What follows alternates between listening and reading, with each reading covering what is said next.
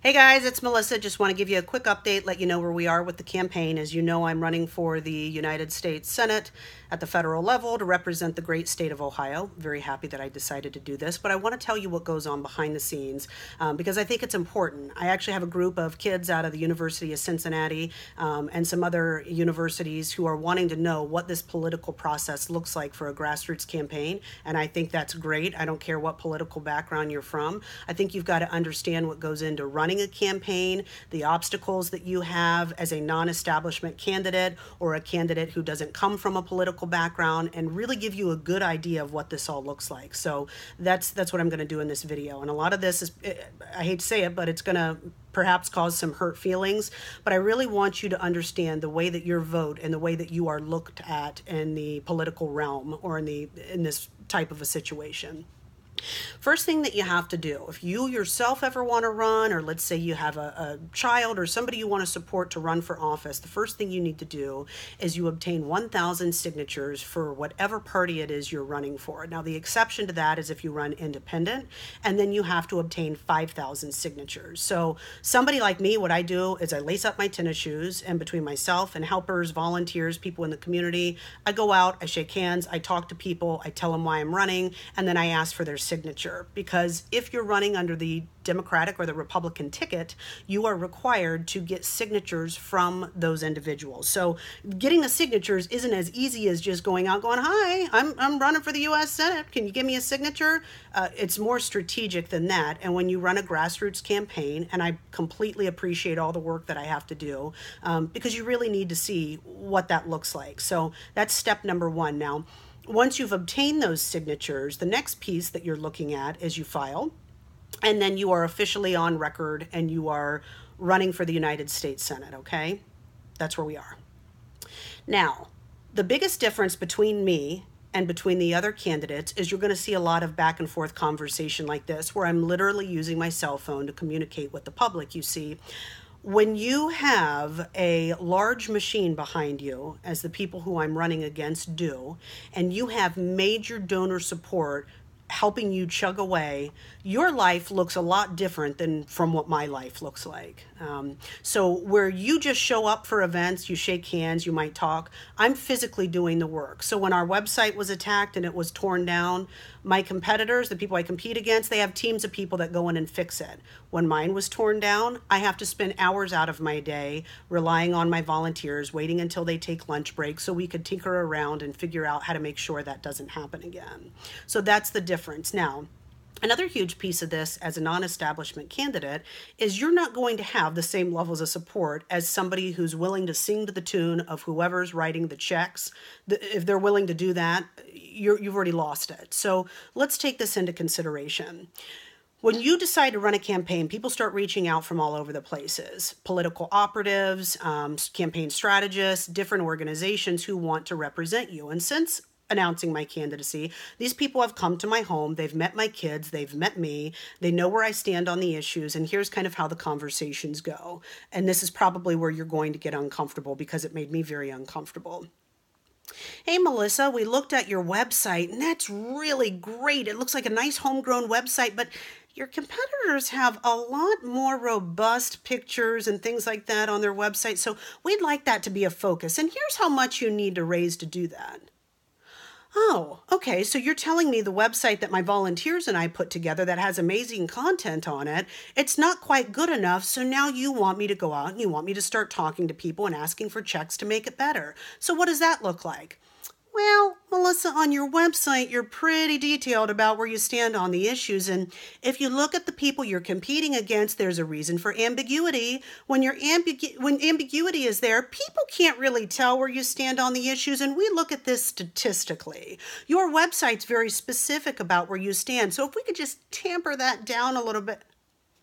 Yeah, we're not going to tamper anything down a little bit, all right? So what I say on the website now is the same thing I'm going to say 10 years from now. Mark my words, take a picture, keep this video, do whatever you have to do. That's not going to change. What you've now described to me is a situation where you want me to use smoke, mirrors, and trickery just to get somebody's vote. Now, what does that look like when I actually get into office? Because we know I'll win. When I get into office and I can't make good on the promises that you had me say to people just to get a check. What does that look like? Yeah, but Melissa, we're looking at numbers, and that brings us to our next point. So on your website, you talk about growing up on the west side of Columbus and how you want to engage people who are disenfranchised. But Melissa, then here's where the stats start getting rolled out. If we look at the percentages and the stats of the people that you want to engage, they don't care enough to vote. I said, oh, okay, so you're telling me at this point now what you've said is you want me to get in front of people, say whatever it is you want me to say, start collecting fundraising checks because that's the way it works. Then I get to pay you to do stuff that I can do myself. All the while I've sacrificed my home, my kids, my sanity to be able to run a campaign, and you want me to start flipping the script to do things your way so I can start collecting checks. Okay, and now you're telling me, which I happen to grow up in this community, I happen to still attend church in this community, and I happen to still invest in this community, and I know these people, but on paper, these are not the people that can make a change. Well, here's what we're going to do. Conversations are over. I'll represent my own campaign. I will talk to people myself in the way that I see fit. Well, Melissa, we really don't think that's a good idea because you're getting real comfortable with talking with people and they can use what you say against you. Why would they use what I say against me if my message is the same? How will I ever know what people's issues are if you want me protected and you want to be the wall between me and other people?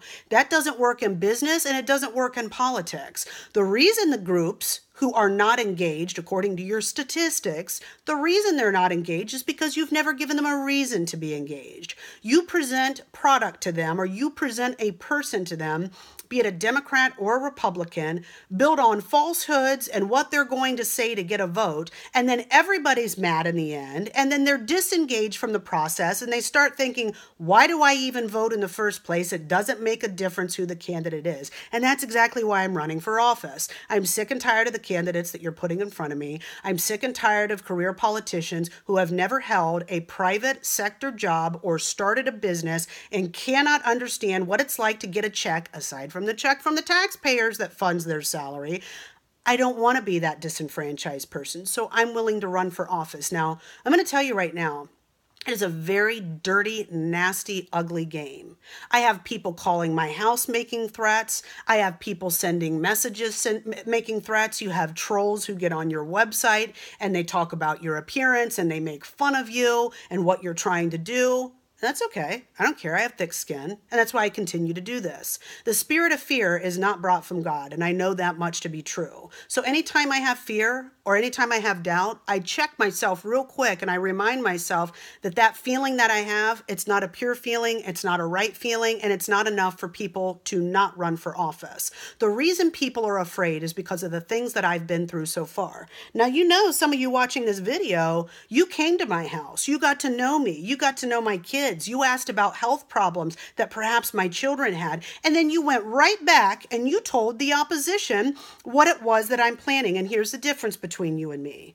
I'm going to bust you out publicly so everybody can see how nasty politics gets. We are getting back to a system where you're judged on your merits and you're not judged on how much fundraising. Let's talk about fundraising. You ready to get your mind blown? 2012, the last Senate race, $80 million plus ran between Josh Mandel and Sherrod Brown. Now, if it's costing you $80 million in combined efforts to win a race, are you even running on your merits in the first place? Or are you doing exactly what the political strategist told me that you're supposed to be doing? Get money, saturate the airwaves, use commercials, do whatever you have to do just to get your name out there, but run on a platform where people really can't tell where you stand. Now, come on now. That's what we've been reduced to with democracy. $80 million is what runs a campaign. I'll win this off of $10. I could care less. Another thing that the opposing team will do is they'll look at your FEC, that's where who you report into with how much money that you've earned. They'll file complaints against you to shut you down. They do dirty stuff. And if you do, I'm going to come for you in the most public of ways, and I'm going to let everybody know what you're doing. So please know that. This is the time to take democracy back. We're putting it in the hands of the capable people who built this country. That's what we're doing.